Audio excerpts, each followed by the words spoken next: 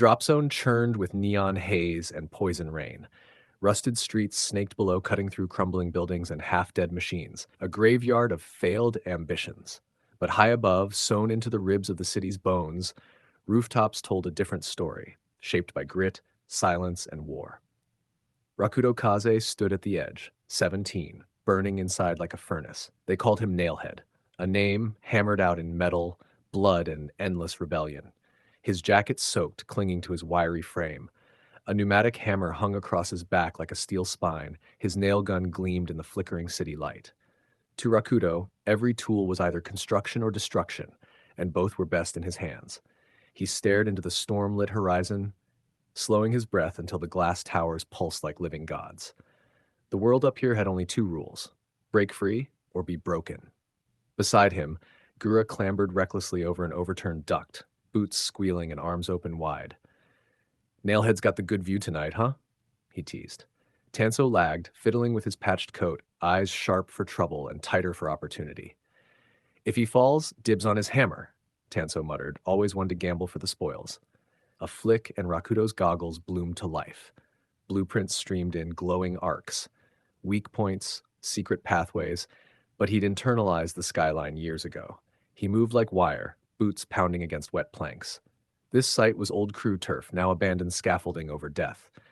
Rakudo crossed beams with unnatural precision, driving nails into supports so fast even Gura swore he'd seen sparks catch fire. Someone else had been listening. From a shadow beneath a half-rusted beam, Taka emerged. Older, broader, disappointment set in his jaw, rain clinging to his battered hard hat. He wasn't there to follow, only to warn. "Alarms, patrols, shogunate eyes sweeping the roofline," he said flatly. Gura rolled his shoulders, loose as ever. "Let them try to catch us. We're tailwind tonight." Rakudo just nodded. He didn't need Taka's guidance anymore, not tonight. Then the city shattered without mercy. Steel cables sang through the air like venomous snakes, wrapping Rakudo's legs as he sprinted. He caught his balance just barely before a vicious yank dragged him back, headfirst into a steel beam, sparks and pain. Tanso cursed, ducking down as Gura dove toward Rakuto, grabbing at anything not broken. "We're real popular today," Gura barked, half laughter, half warning. From the rain, a figure stalked into the light, tall, half shadow, half machine. His right arm, jagged, fitted with grappling hooks and tool steel claws, cut through the downpour with brutal grace. His face was hidden beneath a cracked visor, eyes glowing faint blue, no words, just a stare, heavy unreadable, as though he knew Rakuto. And that look alone froze him. The stranger moved first. Grapple hook hissed, slicing through the rain. Rakudo twisted, ducked low, hammer flashing. Sparks exploded in rhythm to his heartbeat. The rooftop became a cage of thunder and tension. Gura yelled something distant. Tanso's bolts whined through the air. But Rakudo couldn't hear them. The storm drowned everything except the clash. Every swing felt familiar. Every counter too precise to be random. The stranger fought like someone who knew him, every weakness, every hesitation, and that terrified him more than death itself. When Rakudo's hammer struck true, the mask cracked, just enough to reveal a flash of human skin beneath, a jawline scarred and cold. The stranger's hand brushed Rakudo's shoulder before vanishing backward into the dark, grappling line hissing into the storm. No words. Just that same cold look, like a goodbye that never happened.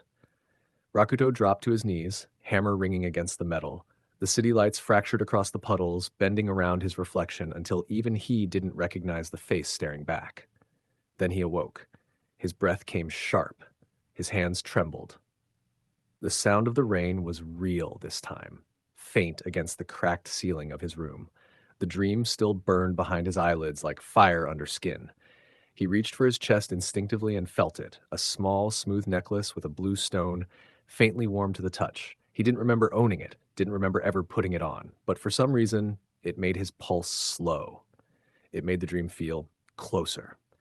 The room was small, dim, walls lined with old tools and forgotten blueprints. The rain whispered outside, soft but relentless. Somewhere beyond the dripping ceiling and broken vents, the city waited. Rakuto Kaze Nailhead stood, pulled on his jacket, and looked to the window. The storm was still out there, and this time it felt personal. He didn't know why, but something, someone, was calling him back to the rooftops.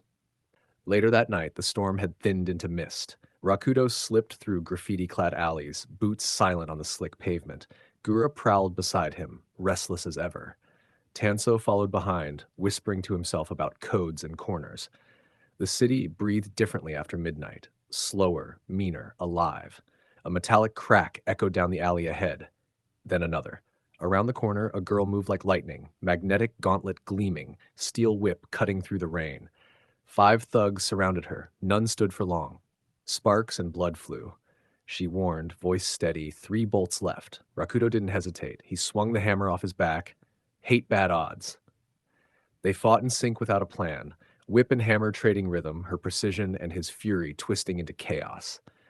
The alley lit up with violence. Bones cracked, concrete split, thunder rolled between walls. Gura pinned one brute to the ground. Tanso nailed another clean through a shoulder. When it ended, the rain hissed against blood and oil. Rakudo turned, wiping grime from his goggles.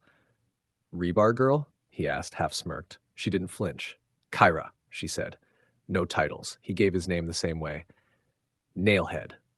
Names on the wind. Kyra's expression didn't change, but her eyes lingered on his hammer, the kind of look that said she'd heard the stories. Most people in the drop zone had. They thought he was a ghost. "Not yet," he replied quietly, catching her unspoken thought. A gust of cold air swept the alley, scattering rain into mist. And then it hit, a sound that didn't belong, metal scraping against silence. A figure landed in front of them, smooth, deliberate, impossible grace. Masked and cloaked in sheet music fabric, his twin blades, tuning forks sharpened to razors, hummed at a frequency that made Rakudo's teeth ache. Melodrant, the Spindle Choir's executioner. His voice buzzed through distortion. "Rakuto Kaze, your presence disrupts the harmony. Dissonance must be purged." Rakudo raised his hammer. "Stay back," he told Kyra. She didn't move. Not happening. Lightning flashed. The city's hum vanished. The rooftop was a dream, but this was the real storm, and it had only just begun.